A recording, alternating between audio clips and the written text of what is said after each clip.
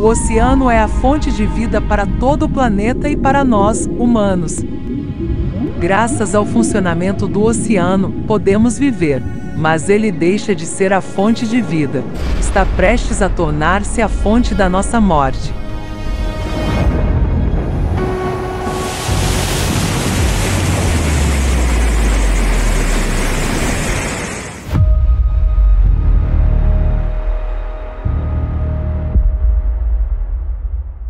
Basta pensar nisso. O aquecimento dos oceanos aumentou 450% em apenas 30 anos. De acordo com estimativas científicas, para que o oceano aqueça ao ritmo actual, seria necessária tanta energia como a que seria libertada se 7 bombas atômicas lançadas sobre Hiroshima explodissem a cada segundo durante um ano. Vamos ver de onde vem esta energia se a humanidade não detonar essas bombas no oceano. O facto mais sujo é que o oceano está a aquecer não só a superfície, mas também em profundidade. Uma equipe de investigadores norte-americanos descobriu que as profundidades médias do oceano aqueceram 15 vezes mais depressa nos últimos 60 anos do que aqueceram nos 10.000 anos anteriores. E esta progressão tem vindo a acelerar todos os anos.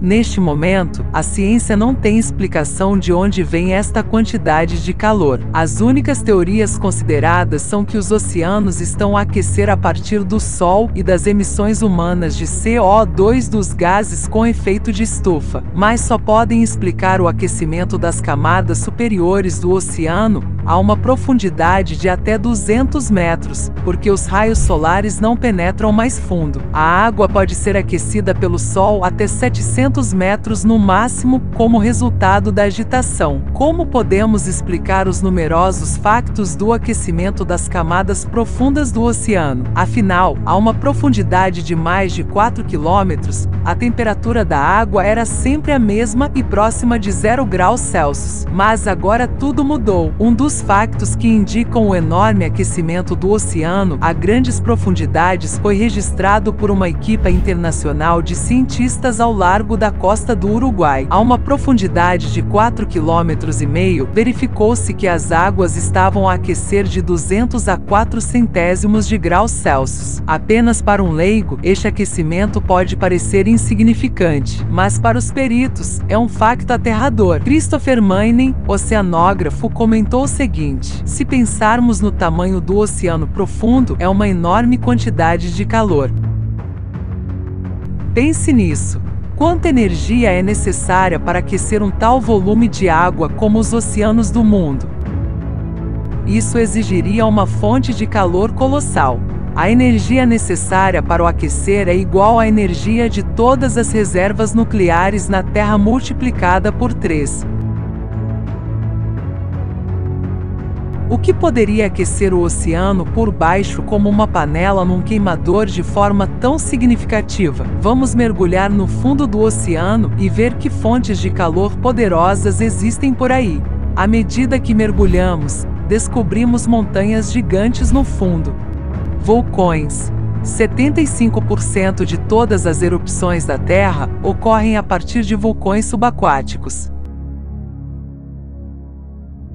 Anteriormente, considerou-se que as erupções subaquáticas ocorrem com uma efusão gradual de lava, enquanto que as erupções explosivas são impossíveis devido à pressão da coluna de água, e assim, presumiu-se que os vulcões subaquáticos não conseguiam aquecer a coluna de água. A lava que escorria congelava quase imediatamente. No entanto, investigações recentes estão a mudar a nossa compreensão do mecanismo das erupções subaquáticas. Qual é o mecanismo de uma tal erupção?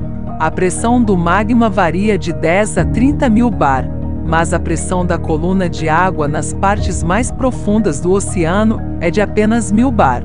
E assim que há uma explosão abrupta do magma, a água ferve e as moléculas de H2O decompõem-se em hidrogênio e oxigênio. Isto cria uma cavidade de gás-água, como uma bolha com uma pressão interna de centenas ou milhares de barras. E esta bolha neutraliza a pressão da coluna de água. Este é um processo físico e químico complexo que pode ser comparado ao voo de um avião hipersônico a velocidades máximas. O plasma ejectado em frente da sua proa neutraliza a resistência molecular do ar, fazendo com que o avião voe quase como se não tivesse peso. A combustão de oxigênio e hidrogênio cria o mesmo efeito no caminho do magma, resultando em erupções explosivas. A existência de tais erupções explosivas é confirmada pela descoberta de investigadores de Leeds. Estudaram quilômetros de campos de tefra, ou seja, cinzas vulcânicas assentadas, no fundo do Oceano Pacífico, perto da placa Juan de Fuca.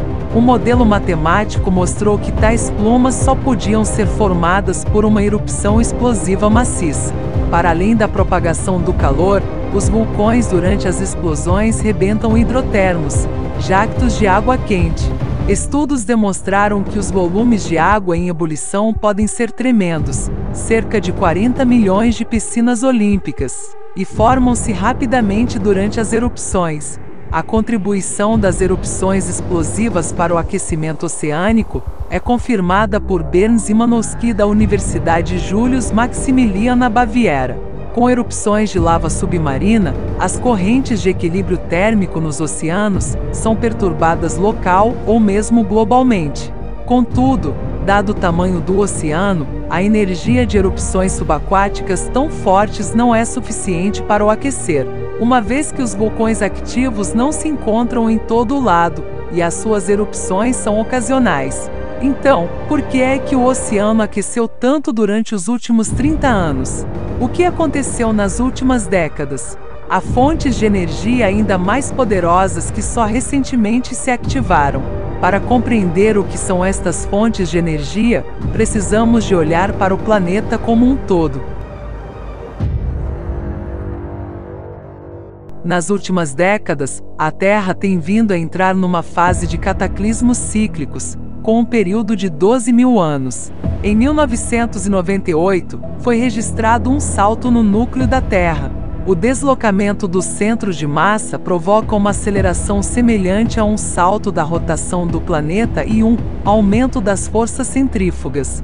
Como resultado, o magma sobe bruscamente das profundidades em que ocorre um efeito de cavitação devido à libertação de pressão. Devido a isto, o magma ferve e expande-se em volume, a sua pressão sobre a crosta terrestre aumenta. A expansão do magma empurra a crosta terrestre, faz com que o número de fendas na mesma cresça rapidamente, e aumenta a atividade vulcânica e sísmica em todo o planeta. Devido ao facto de a crosta oceânica ser mais fina, ela é mais vulnerável à investida do magma em ebulição. Isto eleva a crosta terrestre, fazendo-a rachar e quebrar-se, e o magma corre para as cavidades resultantes, subindo cada vez mais alto até a superfície. Isto está a acontecer numa ampla frente por todo o fundo do oceano. O oceano está a aquecer, e este desastre só irá intensificar-se.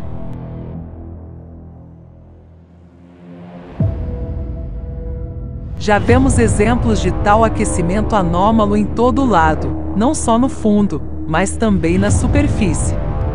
No final de 2013, uma enorme área de água do oceano invulgarmente quente, cerca de 1/3 do tamanho dos Estados Unidos, formou-se no Golfo do Alasca e começou a espalhar-se.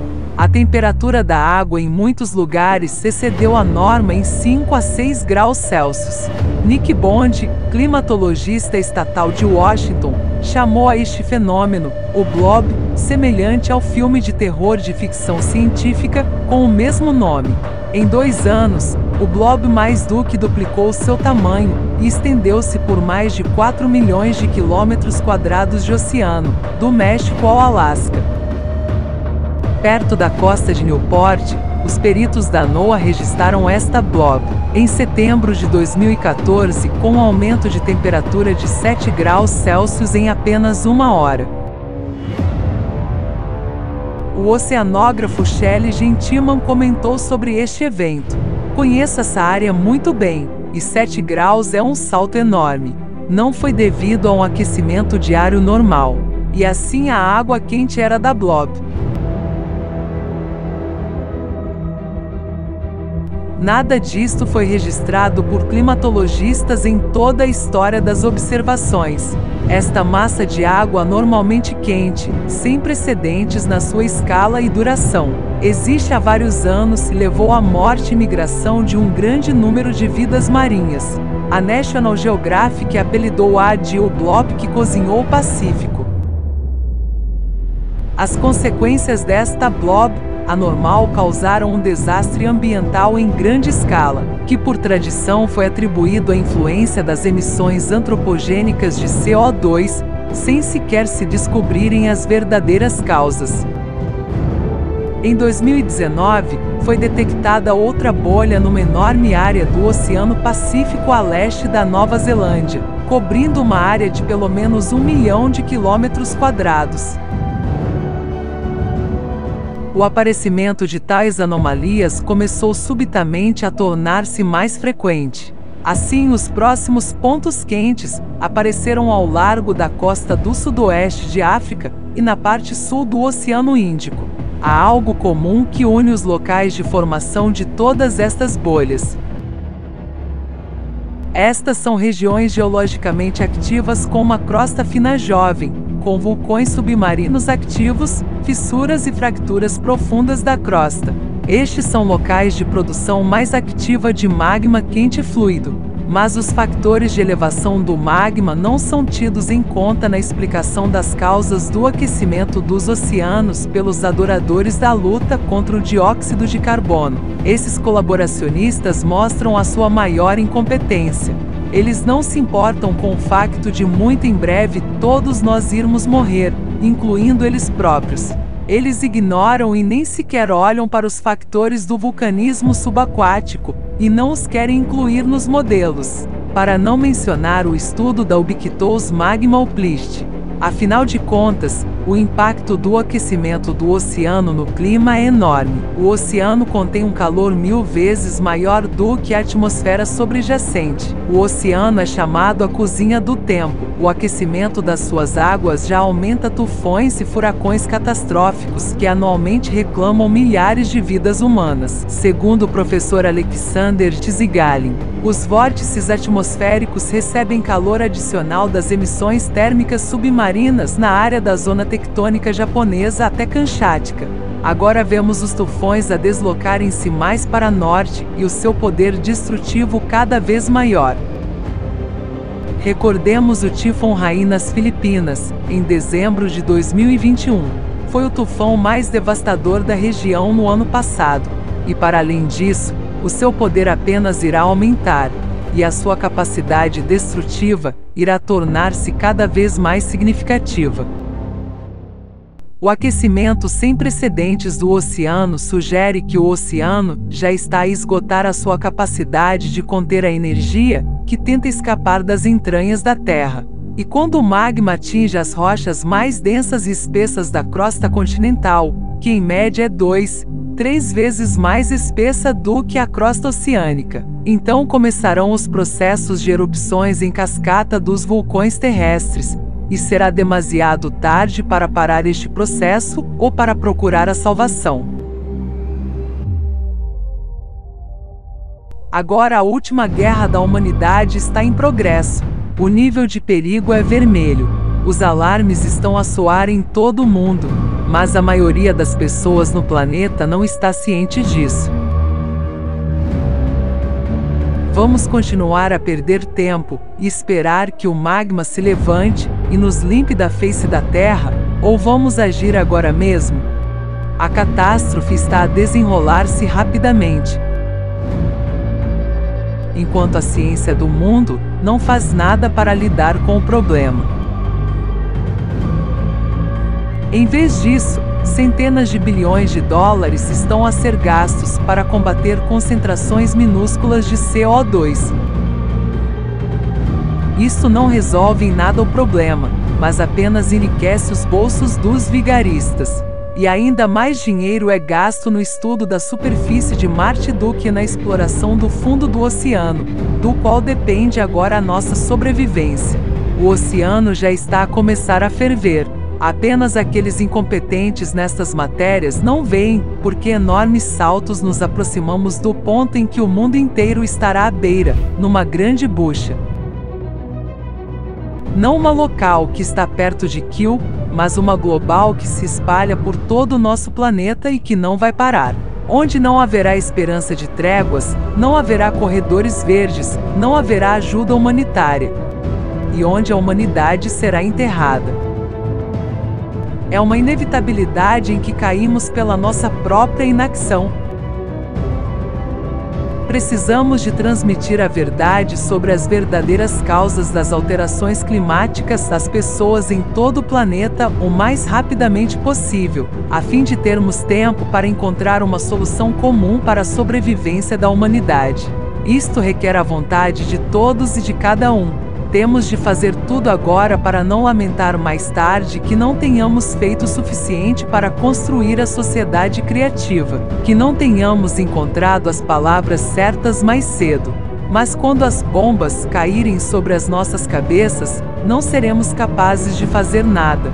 Apenas na sociedade criativa, onde todas as pessoas estão unidas pelo objetivo comum de salvar as vidas de todas as pessoas, é possível aproveitar o potencial científico de toda a comunidade internacional.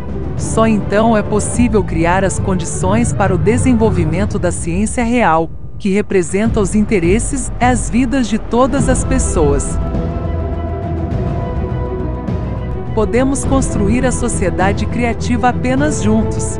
A participação de todas as pessoas é importante. Torne-se ativo antes que seja tarde demais.